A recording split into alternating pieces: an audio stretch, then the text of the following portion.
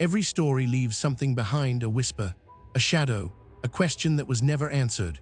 Here, we dig through the forgotten files, the unsolved mysteries, the chilling true crimes, and the horrors people wish had stayed buried. From haunted legends to real-life nightmares, every tale is pulled straight from the horror archives. So turn down the lights, put on your headphones, and step carefully, because once a story enters the horror archives, it never truly leaves. The first story tonight was sent to me by a couple who moved their baby out of the nursery after only a few weeks and never moved her back. What they kept hearing on the monitor couldn't be explained by interference, and it didn't stop when the room was empty. The first time I heard a second breathing pattern on the monitor, I assumed it was interference, just some radio bleed from a neighbor's unit, or maybe the fan in the nursery creating some weird white noise artifact. But it wasn't rhythmic like a fan. It was slow, deliberate, and it didn't match my daughter's breathing at all. We'd moved into our house in Cedar Falls about 3 months before Emma was born. It was a quiet neighborhood, mostly retirees, the kind of street where nothing happens after 9 p.m. Our bedroom was at the end of the hall, maybe 30 feet from the nursery, and we kept the door cracked so we could hear her without the monitor, but my wife Sarah insisted on using it anyway.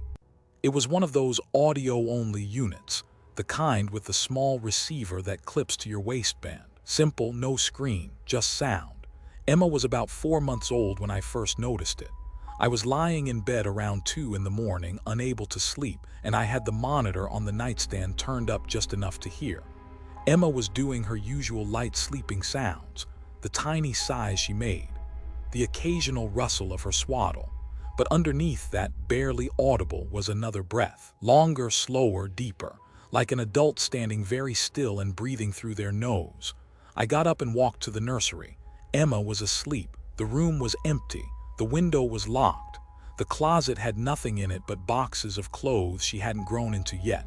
I stood there for maybe 2 minutes listening. Nothing, just my daughter sleeping. I went back to bed and picked up the monitor. The second breathing was gone. 2 nights later it came back. Same time, roughly, around 2 a.m. This time I didn't get up right away. I just listened. The breathing was slightly louder, or maybe I was more attuned to it. It had a quality to it that I can only describe as wet. Not congested, but like someone breathing through a slightly open mouth, lips damp. I held my own breath to make sure it wasn't some echo of myself. It continued. I got up again, checked the nursery. Nothing. Checked the whole house. Doors locked. Windows locked. I even went outside and walked the perimeter with a flashlight. Our yard backed up to a drainage easement with a chain-link fence. No signs of anything. The third time, I decided to stay in bed and just listen. I wanted to understand the pattern. The breathing would start around 2, continue for maybe 15 minutes, and then stop. It never changed pace. It never reacted to Emma's sounds.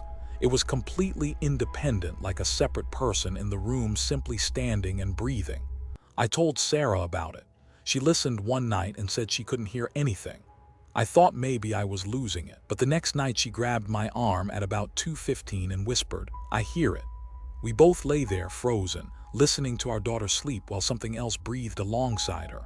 We set up a camera the next day, one of those cheap Wi-Fi ones from the hardware store. That night, I stayed up watching the feed on my phone while listening to the monitor. At 2:04 a.m., the breathing started. On the camera, the nursery was empty, just Emma in her crib, but here's what made my stomach drop. On the video feed, there was no sound of the second breathing, only Emma. The camera's microphone picked up nothing unusual, but on the baby monitor, it was right there, close, intimate. I replaced the monitor the next day. Brand new unit, different brand, different frequency. That night, the breathing was there again, same time, same rhythm. We moved Emma into our bedroom that week. We stopped using the monitor entirely.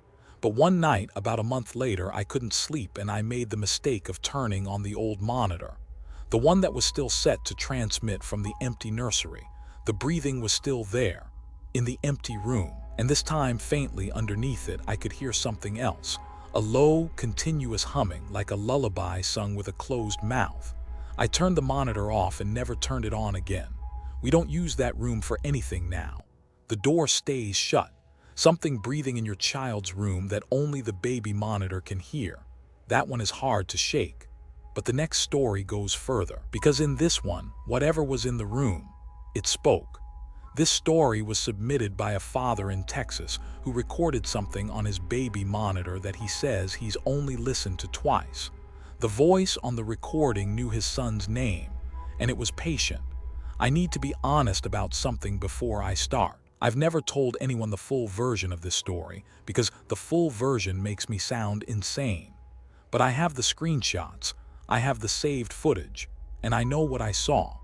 My son Caleb was 10 months old.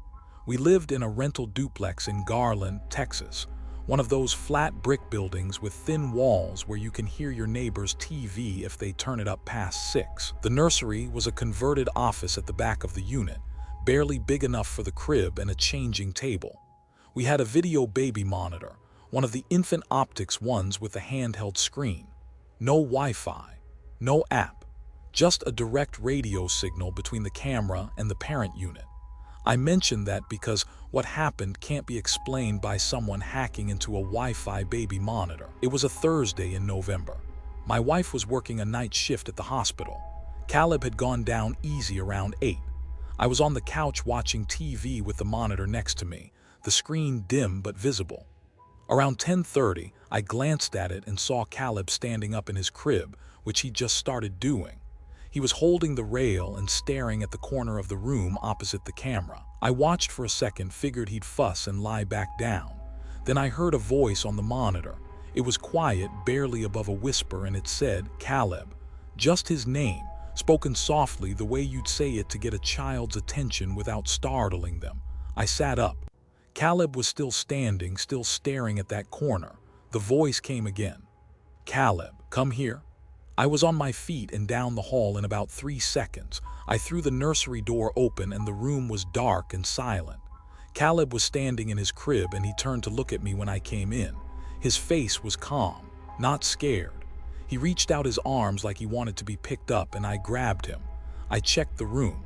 I checked the closet, the window under the crib. Nothing. The window was closed and latched. There was nowhere for anyone to hide. I carried Caleb back to the living room and sat with him on the couch, monitor in hand. I rewound the footage. The infant optics doesn't record, so there was no way to play it back.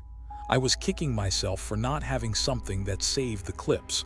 I put Caleb in his pack-and-play in the living room and let him sleep there. The next night, I set up my phone to record the monitor screen. Caleb went down at 8:15. I sat on the couch and waited. At 10:22, the voice came back. This time it said, "Caleb, look at me." On the monitor, Caleb stirred, then sat up. He looked directly at the corner again. I was already recording the screen with my phone. The voice continued, patient and soft. "Good boy. Come to me, Caleb." I ran to the nursery. Empty. No one there. Caleb was sitting up, looking at the corner with this blank, peaceful expression that I found more disturbing than if he'd been screaming. I set up a second camera in the nursery the next day. A Wi-Fi camera pointed at the corner Caleb kept staring at. That night I watched both feeds simultaneously. At 10:19, the voice started on the baby monitor. "Caleb." On the Wi-Fi camera, the corner was empty. Nothing there. No shadow, no figure, nothing. But on the baby monitor audio, the voice was clear. "Come here, I want to hold you." Caleb sat up and stared at the corner. On the Wi-Fi camera, he was clearly looking at something. His eyes tracked slightly, like whatever he was seeing moved. I pulled him out of that room permanently.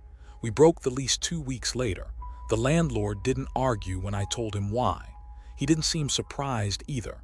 He just nodded and said the previous tenants had a baby too, and they hadn't stayed long. I never asked him to elaborate. I didn't want to know. The phone recording I made of the monitor screen that second night is still on my cloud drive. I've listened to it maybe twice since we moved. The voice is there, clear as day. And the last thing it says right before I get to the room is something I didn't hear in real time. Something that only came through on the playback. It says, "He's coming. We'll try again tomorrow."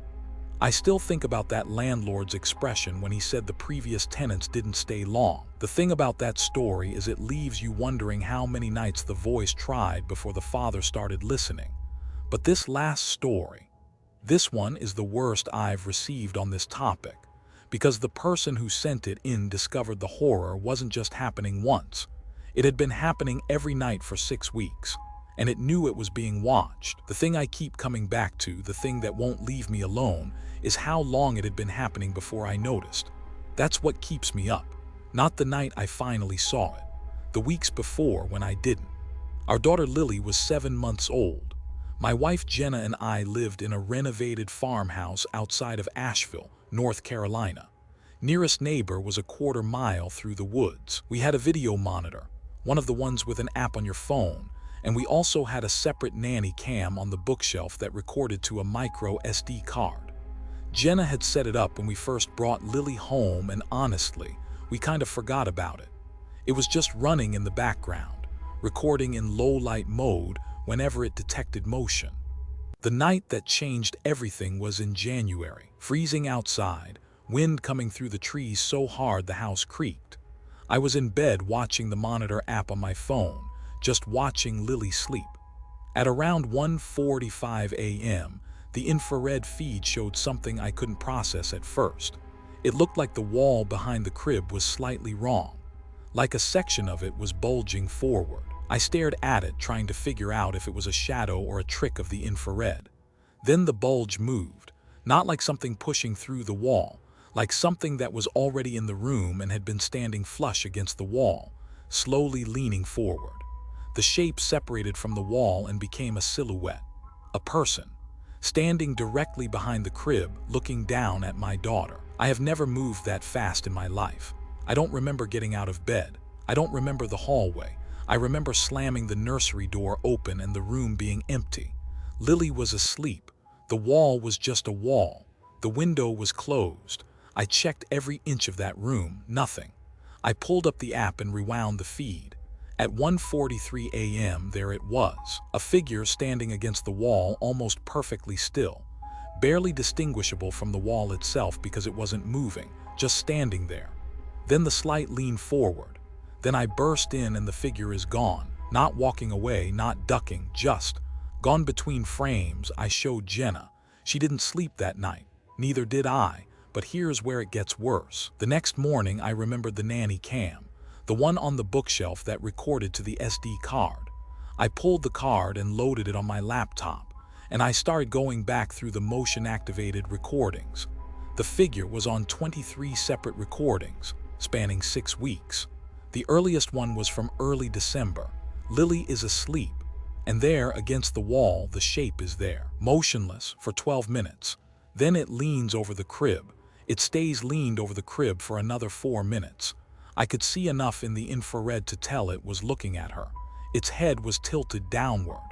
Then it straightens up, steps back against the wall, and becomes nearly invisible again. In later recordings, it gets closer. By mid-December, it's right against the crib rail. In one clip from Christmas night, it reaches into the crib. And that's where tonight's file closes, but the archives are far from empty.